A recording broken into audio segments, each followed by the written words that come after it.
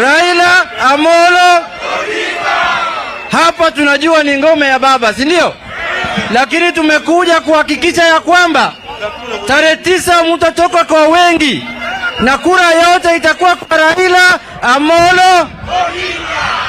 Pia tumekuja kuonyesha ya kwamba mwizi ni mwizi ni mwizi ni nani?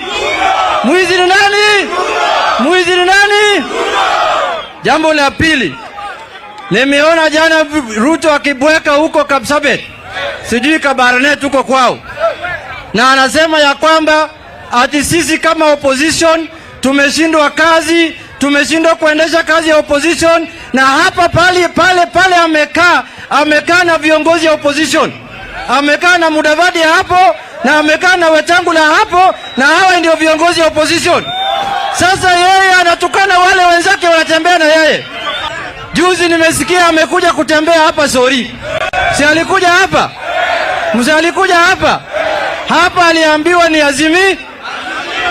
Alienda huko Western akaambiwa ni Azimi. Alienda huko Pwani akaambiwa ni Azimi.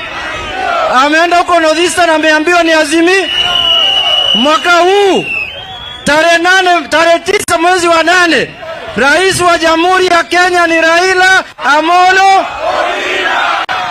Sasa ili Raila aende State House, lazima sisi watu wa Migori tujitokeze kwa wengi kupiga kura.